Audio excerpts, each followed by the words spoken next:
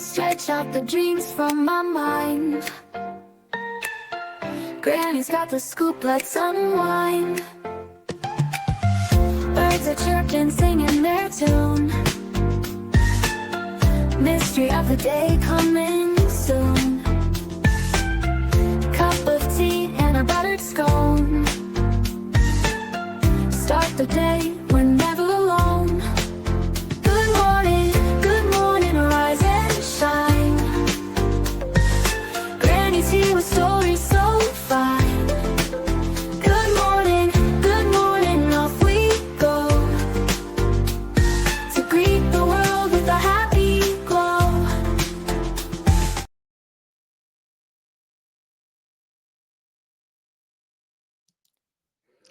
Good morning. Good morning. I hope all of you are having a wonderful, wonderful morning. Grab your coffee, your tea, your espresso, your cappuccino, your juice, whatever it is you drink. Let's get started. We are starting with our spotlight on the missing with Granny.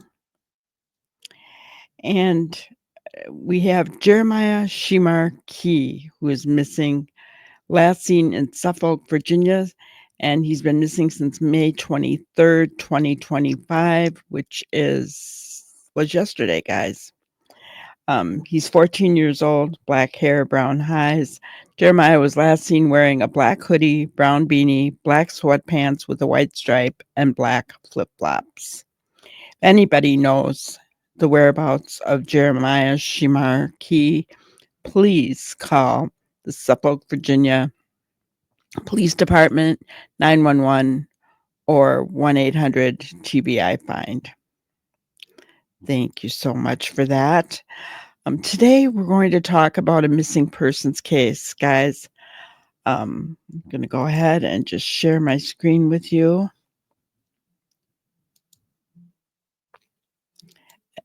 And this is all about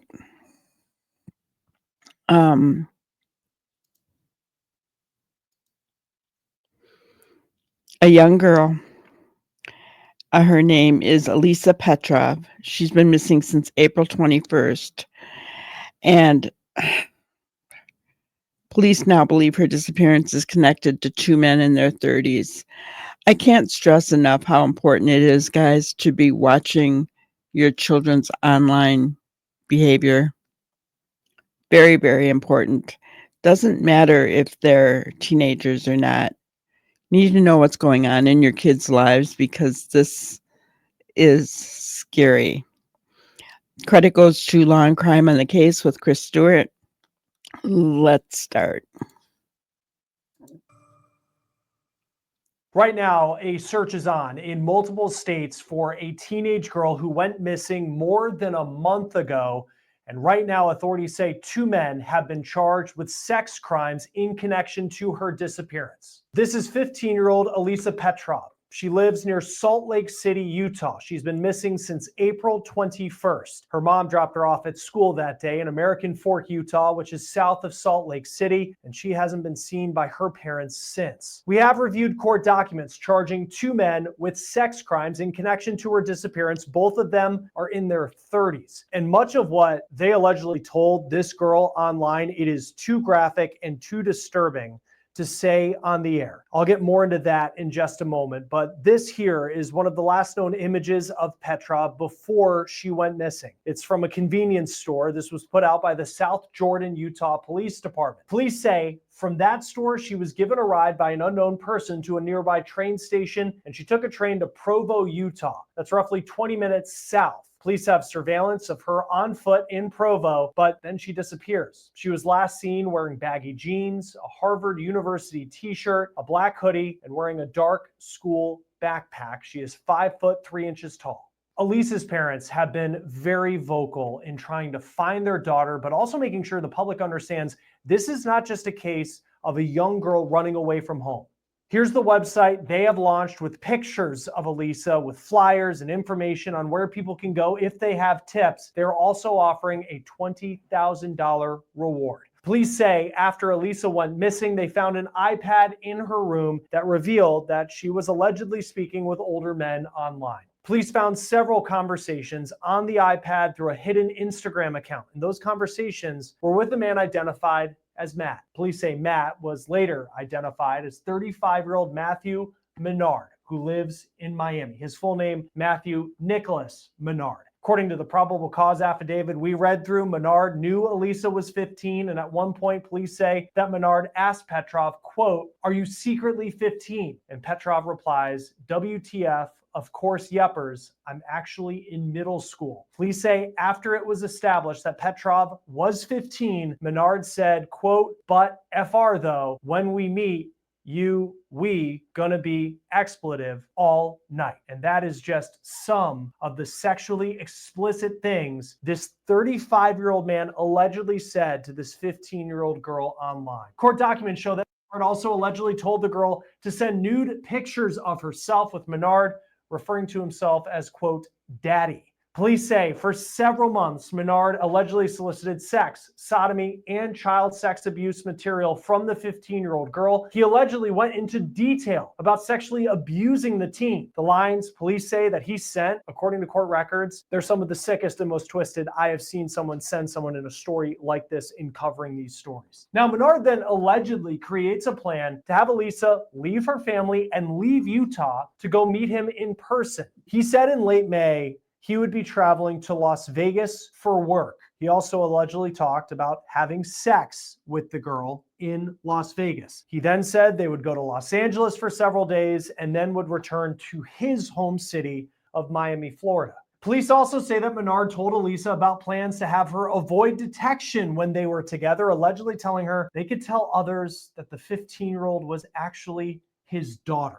At the time of this recording, it is unclear where Elisa is, and it is also unclear where Menard is, though he has been charged with sex crimes in Utah in connection to this young girl's disappearance.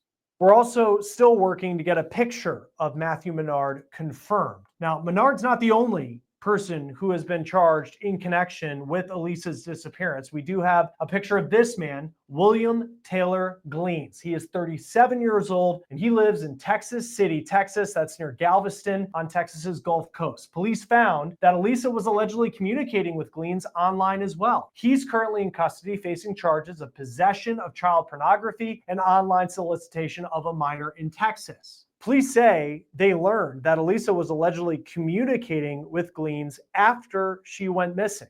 According to KSL TV in Utah, Gleans also allegedly knew Elisa's age, and their conversations were sexual in nature. He also allegedly demanded that she continue actions that she told him were hurting her mental health, according to the television station. Court records show that police say that Elisa used a stranger's phone to send Gleans a message saying that she was safe and for him not to respond. And that was on May 8th. So she sent that several weeks after she went missing in Utah. It also says that she sent it from a bus stop in Utah, again, several weeks after she went missing, last seen in Provo. Gleans was arrested by Texas City Police, and this is the picture that the Texas City Police Department put on their Facebook announcing his arrest. Texas court records show that Gleans is charged with online solicitation of a minor and possession of child pornography. In Utah, Gleans has been charged with 2 counts of aggravated sexual exploitation of a minor, 2 counts of attempted aggravated sexual exploitation of a minor, 2 counts of sexual exploitation of a minor, a count of enticement of a minor, and 3 counts of criminal solicitation. Gleans is being held on no bond. Now, as for Menard, the man who at the time of this recording is still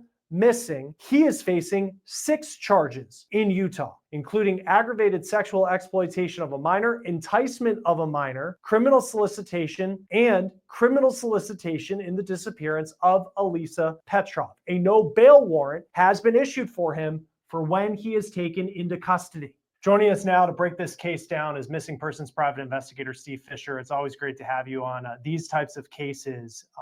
This is one where there's a lot of questions, and now we have 3 people between the 2 suspects and then this missing 15-year-old girl. What stands out to you? Okay. I am going to stop it right there. And honestly, my reasoning is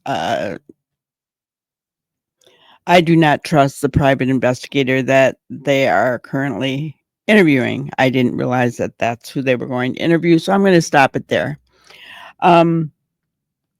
What's important is that this young girl is missing, right? She has, I wish we had a photo, honestly, of the man she's with. I do not understand how a young girl can go off with men who are that much older than her, twice her age, right? It's very, very difficult to understand that. And to have that kind of discussion online with them. But nevertheless, it happens, and it happens every single day, guys. It does. I'm imploring parents, please. I don't know. I know that it has to be a matter of trust, but I don't know if there needs to be something set up with a teenager and their parents to have them turn in their devices nightly so that the parents can look at them, or just what needs to happen. I don't know. This was a fake Instagram account. So I don't know. I don't know. But it's frightening to think that this can happen, right? It's very frightening. You look at that sweet girl's face right there on the screen, and it breaks my heart, guys. It just literally breaks my heart. You know, let's keep our prayers open for her, because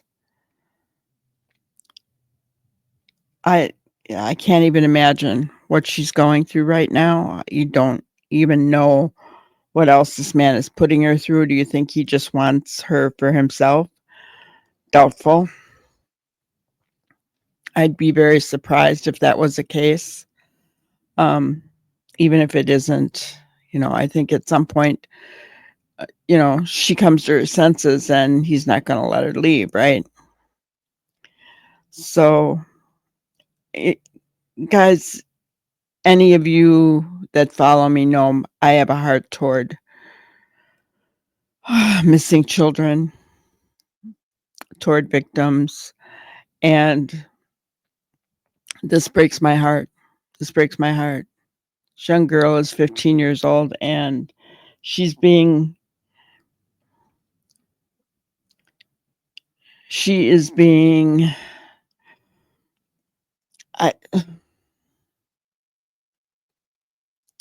I don't know the word I want. She is experiencing things that a 15-year-old should never have to experience, right? I guess that's what I want to say. So I want to thank you all for being here. If I do get an update on her, I will let you guys know. But in the meantime, please keep her in your prayer and all the missing children. Thank you so much for being here with me. Please hit the like button on your way out. Subscribe. Change the notification bell to all so that you are notified when we do go online, which is most nights about 5 p.m. Central Time. Thank you so much, and you have a wonderful, wonderful day. Thank you for watching another episode of Granny's Crime Busters. We really appreciate each and every one of you. Don't forget to subscribe and like and even share the content. You can follow us on any of our other social media platforms at YouTube, Twitter, Instagram, Facebook, and TikTok. We really appreciate you guys, and you can also email us at grannyscrimebusters@gmail.com. Thank you so much, and we will see you on the next one. Thanks, guys.